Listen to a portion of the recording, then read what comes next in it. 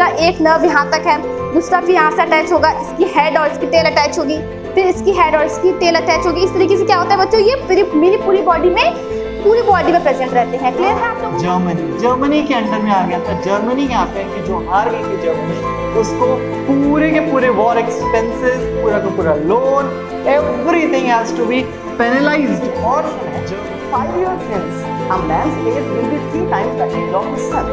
5 years ago, the man was 7 times as old as his son. 5 years present ages. उनके present ages 5 times. मेरा passion है पढ़ाना, मुझे पढ़ाना अच्छा लगता है, मुझे एक अच्छा टीचर बनना है। तो अच्छे टीचर, दो फोर्सेस देख रहे हैं, those are perpendicular to each other. अब ये दोनों अगर एक दूसरे के परपेंडिकुलर है तो सिंपली आप क्या कर सकते हो, इन दोनों का मैग्नीट्यूड निकाल। हेलो स्टूडेंट्स, कैसे हैं आप सभी? मैं हूं आपका friend and guide Krishna Tripathi.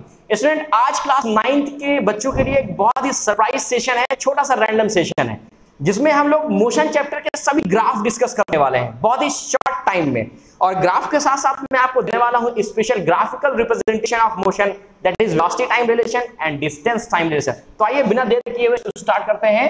तो जो हमारा पहला ग्राफ है that is distance time graph. कैसा ग्राफ है वो? डिस्टेंस टाइम ग्राफ है। और डिस्टेंस टाइम ग्राफ कितने तरह के बनते हैं? 2 तरह के बनते हैं कि 3 तरह के बनते हैं, चलिए भी सीखते हैं। तो पहला तो हमारे लिए बनता है यूनि रेस्ट के लिए। किसके लिए बनता है? रेस्ट के लिए, जब कोई ऑब्जेक्ट रेस्ट में हो। और दूसरा बनता है हमारे पास यूनिफॉर्म एक्सेलरेशन के लिए। किसके लिए बनता है? यूनिफॉर्म एक्सेलरेशन के लिए बनता है। जरा ध्यान दीजिएगा, जो रेस्ट के लिए ग्राफ बनता है वो कैसा बनता है? ये डिस्टेंस है, ये टाइम है। Distance always take as y axis and time taken as always x axis. तो ये टाइम हो गया, ये डिस्टेंस हो गया स्टूडेंट। कोई दिक्कत नहीं। अब रेस्ट के लिए जो ग्राफ बनेगा वो ऑलवेज कैसा बनेगा? Parallel to the x axis. Distance time graph में जो रेस्ट के लिए ग्राफ बनता है वो ऑलवेज कैसा बनता है? Parallel to the x axis. ऐसा क्यों होता है जरा देख लीजिए भाई। डिस्टेंस जो ये यहां से यहां तक चल के पहुंच गया, तो इस डिस्टेंस में वो रुका हुआ है, ना तो ये ऊपर की तरफ बढ़ रहा है ना तो नीचे की तरफ बढ़ रहा है। तो डिस्टेंस बढ़ रही है क्या? नहीं बढ़ रही है। अगर मैं डिस्टेंस नहीं बढ़ रही है, डिस्टेंस कवर नहीं कर रहा हूं, तो इसका मतलब मैं क्या हूं? खड़ा हूं, रेस्ट में हूं। बट देखो टाइम बढ़ता जा रहा है, टाइम बढ़ता जा रहा है, टाइम बढ़ता जा रहा है। देखो टाइम की तरफ ग्राफ बढ़ता चला जा रहा है, बट डिस्टेंस की तरफ नहीं बढ़ रहा है। तो रेस्ट में जो ग्राफ बनेगा वो कैसा बनेगा? Distance time graph x axis के पैरेलल। अब यूनिफॉर्म मोशन की बात कर लेते हैं। तो यूनिफॉर्म मोशन में स्टूडेंट, जब हम लोगों ने यूनिफॉर्म मोशन क्लियर किया था, पढ़ा था, तो मैंने आपको बताया था कैसा बनता है? स्ट्रेट लाइन ग्राफ बनता है। कैसा बनता है? स्ट्रेट लाइन ग्राफ बनता है। यस और नो? तो इसका जो ग्राफ बनेगा यूनिफॉर्म मोशन के लिए, डिस्टेंस टाइम ग्राफ, वो स्ट्रेट लाइन ग्राफ बनेगा। ओके बच्चे लोग। अब तीसरा जो होता है वो नॉन यूनिफॉर्म मोशन के लिए होता है। किसके लिए होता है? नॉन यूनिफॉर्म मोशन के लिए होता है। मैं यहाँ पे ही आपको बता देता हूँ। ये हो गया हमारे लिए यूनिफॉर्म मोशन के लिए। अब ये बात करता हूं मैं तीसरा नॉन यूनिफॉर्म मोशन के लिए। तो कैसा बनेगा? ये बनेगा कर्व बनेगा। ऐसा क्यों होता है? क्योंकि नॉन यूनिफॉर्म का मतलब कि हो सकता है कि वो टाइम इक्वल ले किसी पर्टिकुलर डिस्टेंस ट्रेवल करने में, बट वो जो डिस्टेंस ट्रेवल करेगा वो इक्वल नहीं होगी। और जब इक्वल नहीं होगी तो ग्राफ कैसा बनेगा? कर्व बनेगा, जिगजैग बनेगा, टेढ़ा मेढ़ा बनेगा। चलो आओ करके देख लेते हैं। सपोज दैट ये मैंने ग्राफ बनाया और इस ग्राफ में ये है टाइम, ये है डिस्टेंस। अब 2 घंटे में मैं 5 किलोमीटर चलता हूं, फिर अगले 2 घंटे में मैं फिर 5 किलोमीटर चलता हूं। तो देखो ये यूनिफॉर्म स्पीड है। 2 घंटे में 5 किलोमीटर, फिर अगले 2 घंटे में 5 किलोमीटर। तो अगर मैं इन पॉइंट्स को मैच कराऊंगा तो कैसा स्ट्रेट लाइन ग्राफ बनेगा, राइट। लेकिन अगर मैं इसी ग्राफ को कह दूं कि मैं 1 घंटे में चलता हूं 1 किलोमीटर, फिर मैं अगले 1 घंटे में चलता हूं 3 किलोमीटर, तो मतलब कितना चल गया? मैं 4 में पहुंच गया, 3 में पहुंच के। तो देखो अब इसका ग्राफ एक यहाँ पर बनेगा, एक यहाँ पर बनेगा। तो अब जब अगर इसको देखेंगे तो कुछ इस तरह से बनेगा ना, जिगजैग मोशन में, टेढ़ा मेढ़ा बनेगा। थोड़ा सा ग्राफ पेपर में हम लोग बनाएंगे तो थोड़ा सही बनेगा। मैं क्योंकि स्केल लेके तो बना नहीं रहा हूँ कोई, तो इसलिए ऐसा बन रहा है, ठीक है। ये यूं समझ लीजिए कुछ इस तरह से। सपोज दैट हमारे पास एक ये ग्राफ है, ठीक है। ये है हमारे पास 1, ये है 2, ये है 3, टाइम है r में, ये डिस्टेंस 5, 10। कहता है कि 1 घंटे में मैं 5 किलोमीटर चलता हूँ, फिर अगले 2 घंटे में फिर 2 किलोमीटर चल लेता हूँ, तो यहाँ पहुंच गया, ठीक है। तो मतलब कुछ इस पोजीशन पर ग्राफ बनेगा, राइट। 2 किलोमीटर अगर चलता है, फिर अगले कह रहा है कि अगले मैं 1 घंटे में 3 किलोमीटर चलता हूँ, तो फिर यहाँ पहुंच गया। देखो कुछ इस तरह से ग्राफ बन गया। तो अगर आप देखेंगे तो ये देखो कैसा जा रहा है, कर्व जा रहा है कि नहीं जा रहा। तो इसलिए इसका ग्राफ या तो कुछ इस तरह से कर्व बनता है या तो कुछ इस तरह से कर्व बनता है, ध्यान दीजिएगा। ओके, तो ये हो गया डिस्टेंस टाइम ग्राफ के 3 पार्ट। आई होप क्लियर हो गए होगी। बहुत तेजी से हम लोग पढ़ेंगे क्योंकि ऑलरेडी हम लोग मोशन चैप्टर की पूरी सीरीज वाइज हम लोग पढ़ के आए हैं। बहुत प्यारा सा सेशन था, लगभग 8 पार्ट का पूरा सेशन है जिसमें हम लोग ने assertion reason, MCQ, NCERT numericals, Lakhmir Singh numericals, SC Gupta numericals, सारे रेफरेंस बुक्स के हम लोग न्यूमेरिकल्स सब किए थे। तो जिन बच्चों को डाउट है तो वो जाके हमारा मोशन का जो प्लेलिस्ट है वो देख सकते हैं। आगे चलते हैं, चलो वेलोसिटी टाइम ग्राफ में। कहाँ चलते हैं हम लोग? वेलोसिटी टाइम ग्राफ में चलते हैं। वेलोसिटी टाइम ग्राफ में बच्चे लोग आपने क्या पढ़ा है? वेलोसिटी टाइम ग्राफ में पढ़ा है, एक तो पढ़ा होगा यूनिफॉर्म मोशन के लिए, यूनिफॉर्म मोशन के लिए, और दूसरे पढ़ा होगा यूनिफॉर्म एक्सेलरेटेड मोशन। पढ़ा होगा कि नहीं पढ़ा होगा? यूनिफॉर्म एक्सेलरेटेड मोशन, ठीक है। तो 2 ग्राफ पहले हम लोग सीखेंगे, फिर हम लोग आगे ग्राफ सीखेंगे। तो यूनिफॉर्म मोशन के लिए जो ग्राफ बनेगा वेलोसिटी टाइम ग्राफ, ध्यान दीजिएगा, यहां पर आपको कंफ्यूजन हो जाता है बच्चे लोग। वेलोसिटी टाइम ग्राफ जो यूनिफॉर्म मोशन के लिए बनेगा वो कैसा बनेगा? एक्स एक्सिस के पैरेलल बनेगा। किसके पैरेलल बनेगा? एक्स एक्सिस के पैरेलल बनेगा, ध्यान दीजिएगा। अगर आपको एग्जाम में देख लिया जाता है कि वेलोसिटी टाइम ग्राफ है तो आप करके आ जाते हैं रेस्ट में होगा। क्यों? क्योंकि हमें डिस्टेंस टाइम ग्राफ में ऐसा कहां पढ़ने के लिए मिला था? रेस्ट के लिए पढ़ने के लिए मिला था। डिफरेंस जरा देख लीजिए, डिफरेंस सिर्फ इतना है कि ये डिस्टेंस टाइम ग्राफ था जो कि रेस्ट का था, और ये एक यूनिफॉर्म मोशन का ग्राफ है जो वेलोसिटी टाइम ग्राफ है स्टूडेंट, ठीक है, कंफ्यूज मत होइएगा। अब बात करते हैं यूनिफॉर्मली एक्सेलरेटेड। तो एक्सेलरेटेड का मतलब क्या? जब आप गाड़ी में बैठते हैं तो एक्सेलरेटर उसका लेते हैं तो स्पीड बढ़ती चली जाती है, बढ़ती चली जाती है, राइट। तो accelerated motion, uniformly accelerated motion का जो ग्राफ बनेगा वो कैसा बनेगा? स्ट्रेट लाइन ग्राफ बनेगा। कुछ ऐसे ही हम लोग इसको प्रूव कर सकते हैं जैसे मोशन में हम लोगों ने प्रूव किया था यूनिफॉर्मली एक्सेलरेटेड, मतलब इक्वल वेलोसिटी बढ़ रही है इक्वल इंटरवल ऑफ टाइम में, ये तो हुआ यूनिफॉर्म एक्सेलरेटेड, तो इसलिए स्ट्रेट लाइन ग्राफ बनेगा। क्या इतनी बात आप लोग को समझ में आ गई कि नहीं आ गई? चलो भाई, अगर आपको समझ में आ गई है तो और बात कर लेते हैं। अब नॉन यूनिफॉर्म एक्सेलरेटेड का ग्राफ कैसे बनेगा? सीधी सी बात है कि जिगजैग बनेगा। नॉन यूनिफॉर्म एक्सेलरेटेड का मतलब कि पहले वेलोसिटी बढ़ेगी, फिर घटेगी, फिर बढ़ेगी, फिर घटेगी, मतलब इक्वल टाइम में इक्वल वेलोसिटी ना बढ़ेगी, ठीक है। कभी इक्वल बढ़ी, कभी कम बढ़ी, कभी इक्वल बढ़ी, कभी कम बढ़ी, तो कभी एक्सेलरेट होगा, कभी डी एक्सेलरेट होगा, कभी एक्सेलरेट होगा, कभी डी एक्सेलरेट होगा। तो कुछ इस तरह से ग्राफ बनता है, ठीक है बच्चे लोग। तो यूनिफॉर्मली एक्सेलरेटेड का कुछ ऐसा। अगर मान लो इसमें ब्रेक अप्लाई कर दिया जाए तो ये एक्सेलरेशन यूनिफॉर्मली डी एक्सेलरेशन का ग्राफ बन जाएगा। डी एक्सेलरेशन ग्राफ कैसे बनता है? Upward to downward velocity time graph, ठीक है। इतनी बात समझ में आ गई बच्चे लोग? चलो कुछ और बात कर लेते हैं, आई होप आपको क्लियर हो गया हो। अब बात करते हैं velocity time graph for non zero initial velocity. अगर किसी भी ऑब्जेक्ट की इनिशियल वेलोसिटी जीरो नहीं है उसके लिए वेलोसिटी टाइम ग्राफ कैसे बनेगा, जिसका हम लोग यूज कहां से देखेंगे? हम लोग देखेंगे इक्वेशन ऑफ मोशन में। जरा देखो, हमारे पास है वेलोसिटी, ये है हमारे पास टाइम। अब नॉन जीरो इनिशियल वेलोसिटी का मतलब क्या हो गया कि जीरो तो ये हो गया ना, तो नॉन जीरो मतलब कुछ ना कुछ उसकी वेलोसिटी रही होगी। सपोज दैट मेरे पास इतनी वेलोसिटी थी, मान लो ए से बी तक की वेलोसिटी थी। अब मैं यहां से एक्सेलरेट शुरू करता हूं तो मेरे लिए वेलोसिटी टाइम ग्राफ कुछ इस तरह से बनेगा। नॉन जीरो इनिशियल वेलोसिटी के लिए जो हमारा वेलोसिटी टाइम ग्राफ बनेगा कुछ इस तरह से बनेगा, राइट। तो इसका मतलब क्या हुआ? इसका मतलब ये हुआ कि ये मेरी क्या थी? कुछ इनिशियल वेलोसिटी थी u, और मैं मान लो एक्सेलरेट करके किसी c पॉइंट में पहुंच गया तो ये मेरी फाइनल वेलोसिटी हो गई, दैट इज v। कुछ इस पोजीशन से लगा करके a पोजीशन तक, मैंने यहां पर नाम दे दिया m। तो ma तक की जो डिस्टेंस हो गई ये मेरी टोटल वेलोसिटी हो गई, जिसमें ab इनिशियल हो गई और mb क्या हो गई? फाइनल हो गई। एक्सेलरेट करने के बाद हुआ ना, ओके। अब एक्सेलरेशन में भी ऐसा ग्राफ पढ़ के आए हैं। क्या पढ़ के आए हैं? जरा वो भी साथ में ही डिस्कस कर लो, क्योंकि वो भी वेलोसिटी टाइम ग्राफ है। ये इनिशियल वेलोसिटी से कुछ यहां तक चला हुआ, तो इसकी कुल नेट वेलोसिटी क्या हो गई? मान लो मैं इसको ले लेता हूं कि f नाम ले लेता हूं, तो cf इसकी टोटल वेलोसिटी हो गई। बट अगर मैं देखूं तो इसका पैरेलल, मतलब जो ये इनिशियल वेलोसिटी चल चुका है तो ये भी इनिशियल वेलोसिटी चल चुका होगा, तो दैट इज u। तो इसको नाम दे देता हूं मैं n। तो nf जो पॉइंट है ये मेरी इनिशियल वेलोसिटी है, और ये पॉइंट है जो यहां से वेलोसिटी चेंजमेंट शुरू हुआ तो ये यहां तक पहुंच गया, तो ये फाइनल वेलोसिटी हो जाएगी स्टूडेंट, ठीक है। तो velocity time graph for non zero initial velocity का कुछ इस तरह से बनेगा। अब वेलोसिटी टाइम ग्राफ जिसकी इनिशियल वेलोसिटी जीरो है उसका कैसे बनेगा? तो ये किसके लिए था? ये नॉन जीरो के लिए था। अब जीरो के लिए देख लो जरा क्या होगा। तो जीरो के लिए हो जाएगा मेरे पास कुछ इस तरह से, ग्राफ दिख रहा है आपको, कुछ इस तरह से हो जाएगा। ये जीरो है ना, तो जीरो से चलेगा भाई, एक्सेलरेट करेगा, कुछ इस तरह से चलेगा, राइट। अगर अब इसमें मैं देखूं कि चेंजमेंट ऑफ वेलोसिटी कितनी है, तो देखो जीरो से चला और कुछ इस पॉइंट तक पहुंच गया। मान लो ये ए पॉइंट है, ये बी पॉइंट तक पहुंच गया, तो इनिशियल वेलोसिटी तो 0 हो गई, लेकिन फाइनल देखो कुछ हो गई, ये कुछ फाइनल वेलोसिटी हो गई, यस और नो। और चेंजमेंट वेलोसिटी की अगर बात करो तो चेंजमेंट ऑफ वेलोसिटी इतनी ही तो हो गई, ये चेंजमेंट ऑफ वेलोसिटी हो गई।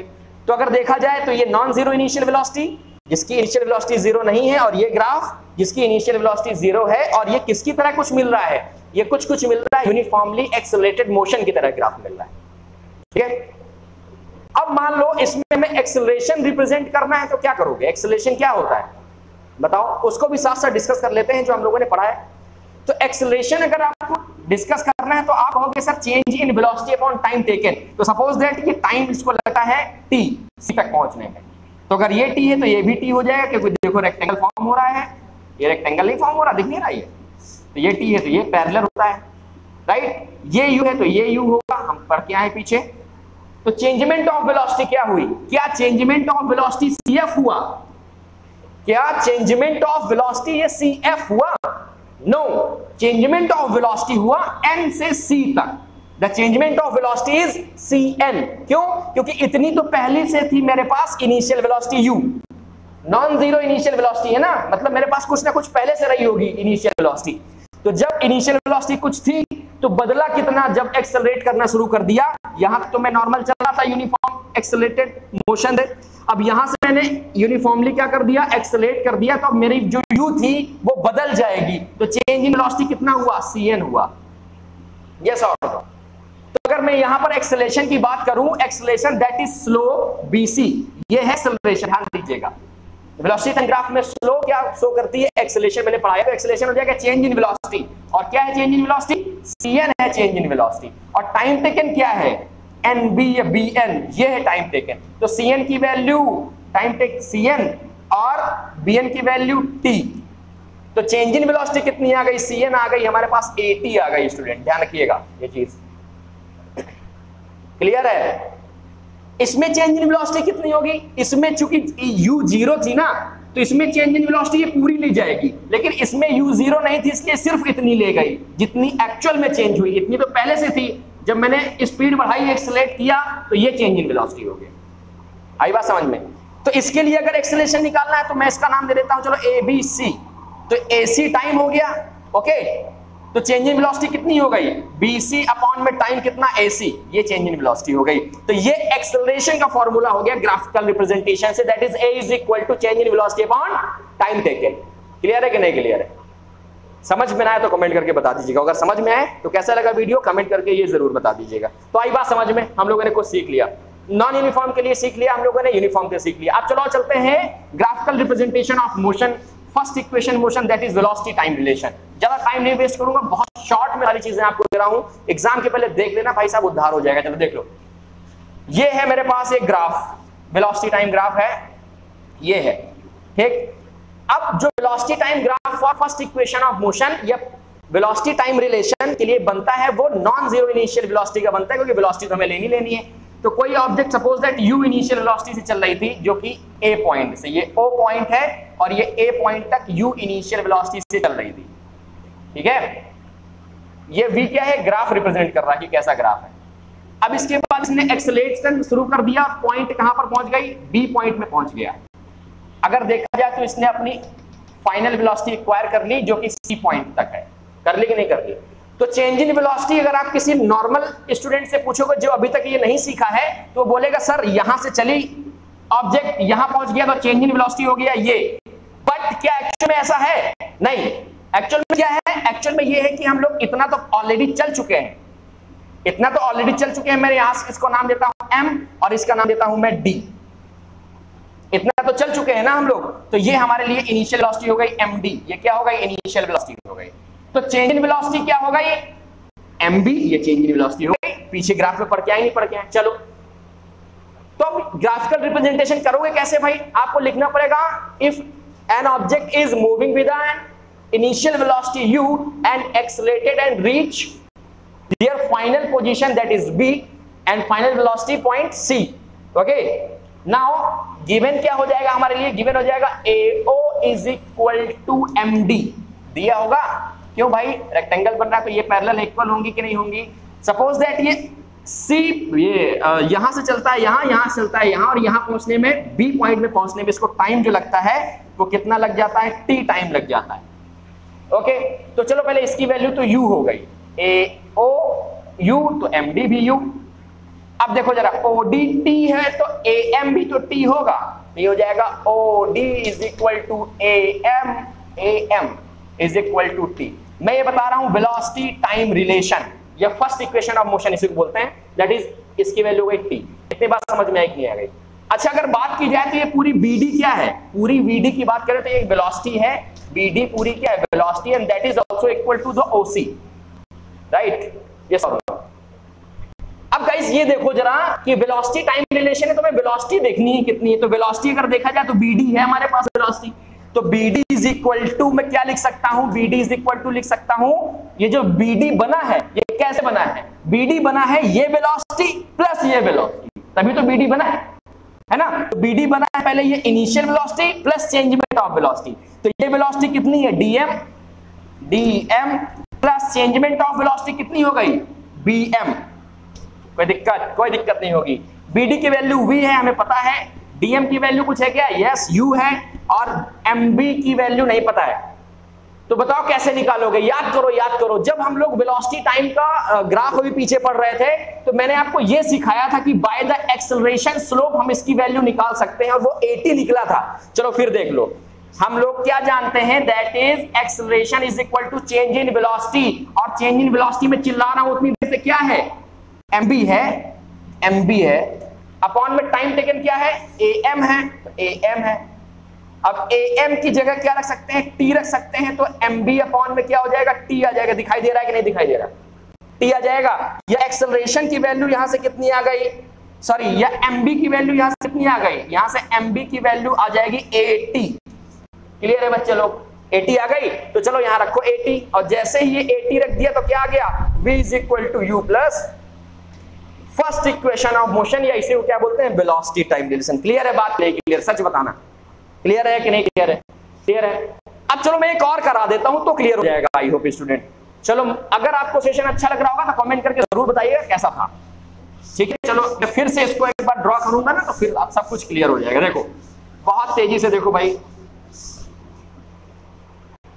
फिर मैंने क्या किया, ग्राफ बनाया, वेलोसिटी टाइम ग्राफ, और उसमें हम लोग क्या करते हैं, सबसे पहले तो नॉन जीरो इनिशियल वेलोसिटी को डिक्लेयर कर देते हैं। तो ये मान लो यहां तक वो आई, O से A तक आ गई कोई ऑब्जेक्ट इनिशियल वेलोसिटी u के साथ, ठीक है?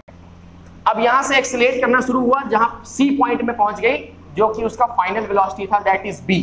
अब मैं बार बार नाम ये लेवल चेंज कर रहा हूं, देखो किताब का रटा तो मैं पढ़ा नहीं रहा हूं, इसलिए आप भी अपने हिसाब से पॉइंट ले लीजिएगा। तो टोटल वेलोसिटी क्या हुई, टोटल वेलोसिटी ये हुई, ये तो हुई टोटल वेलोसिटी, इसको मैंने ले लिया D। बट मेरे पास इतनी वेलोसिटी पहले से थी, कुछ वेलोसिटी से मैं चला हूं कि नहीं चला हूं, dm हमारे पास पहले से था, दैट इज u।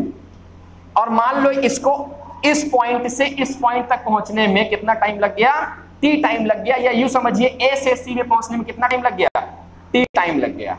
a से c में पहुंचने में कितना लग गया, t, तो ये भी t हो जाएगा, पैरेलल है ना?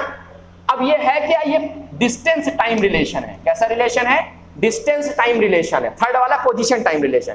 तो डिस्टेंस टाइम रिलेशन है, तो हमें क्या चाहिए, डिस्टेंस चाहिए। तो एक चीज और बता रहा हूं बच्चे लोग, जब कभी ग्राफिकल क्वेश्चन आपके एग्जाम में आए और उसमें डिस्टेंस ट्रेवल पूछे कि what is the distance travel by the object, तो हमें क्या कर चाहिए कि जो हमें डायग्राम दिख रहा है, जो हमें ग्राफ दिख रहा है, उसमें हम एरिया काउंट कर ले, एरिया निकाल।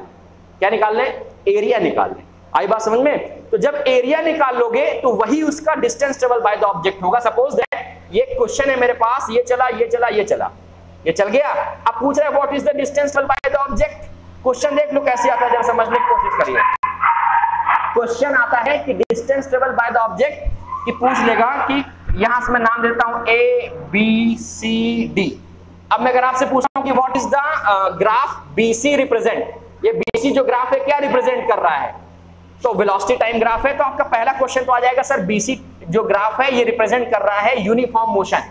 याद करो वेलोसिटी टाइम में मैंने बताया था, अगर यही टाइम यही ग्राफ डिस्टेंस टाइम होता तो BC क्या रिप्रेजेंट कर रहा होता, रेस्ट रिप्रेजेंट कर रहा होता प्यारे बच्चे लोग। बट ये वेलोसिटी टाइम है, इसलिए BC क्या रिप्रेजेंट कर रहा है, यूनिफॉर्म मोशन। अगर मैं कहूं AB क्या रिप्रेजेंट कर रहा है, तो ये AB रिप्रेजेंट कर रहा है यूनिफॉर्मली एक्सेलरेटेड मोशन। अगर मैं बोल दूं CD क्या रिप्रेजेंट कर रहा है, तो CD represent D acceleration motion, ये यूनिफॉर्मली डी एक्सेलरेटेड मोशन। आई बात समझ में कि नहीं आई? आई होगी, क्लियर है? ओके, क्लियर है ना बच्चे लोग? सच सच बताना। चलो आगे चलते भाई। अब आगे क्या है, अगर मैं इसी पूछूं what is the distance travel by the object from A to B, तो जरा देखो B को तुरंत मैच कराओ टाइम वाले, जहां पर पॉइंट में मिल जाए टाइम। तो अब देखो ये ट्राइंगल बन रहा है, तो ट्राइंगल का एरिया निकाल लो, हाफ बेस इनटू हाइट, तो यही उसकी डिस्टेंस ट्रेवल हो जाएगी। अब क्वेश्चन पूछेगा what is the distance travel by the object from A to D या A टू C, तो C को तुरंत मैच करा दो टाइम से। अब पूरा पहले इस ट्राइंगल की निकाल लो, फिर देखो ये रेक्टेंगल या स्क्वायर बन रहा होगा, इसका निकाल लो, तो ये डिस्टेंस ट्रेवल हो जाएगा। क्वेश्चन पूछे what is the distance travel by A to D, object की डिस्टेंस क्या होगी, वो A से D पहुंच गया। तो इस पूरे फिगर का ट्रेपीजियम या दो ट्राइंगल, एक रेक्टेंगल या एक स्क्वायर का एरिया निकाल लोगे, तो total distance travel by the object निकल के आ जाएगा। स्टूडेंट बात समझ में आ रही कि नहीं आ रही? मतलब ग्राफिकल क्वेश्चन में अगर हमें डिस्टेंस फाइंड करना है तो तुरंत हमें उस फिगर का क्या निकालना है, क्या निकालना है? एरिया निकालना है। चलो, तो डिस्टेंस टाइम निकालना है, तो इसमें कहीं ना कहीं हमें एरिया निकालना पड़ेगा, यस और नो? चलो भाई देखते हैं। तो अब इसमें हमें निकालना है distance travel by the object, S is equal to क्या हो जाएगा, एरिया ऑफ, देखो इसमें कितने फिगर दिख रहे हैं, देखो ध्यान से देखो आंख खोल करके, तो इसमें एक फिगर क्या दिख रहा है, एक फिगर देखो ये रेक्टेंगल दिख रहा है कि नहीं दिख रहा, यस और नो? Yes sir. एक देखो क्या दिख रहा है कि ट्रायंगल दिख रहा है, यस और नो? Yes sir. तो एरिया ऑफ रेक्टेंगल क्या नाम है, बड़ा अजीब सा नाम है ना, एरिया ऑफ रेक्टेंगल क्या नाम है भाई, AODM, plus area of triangle, triangle क्या नाम है, AMC। Okay good.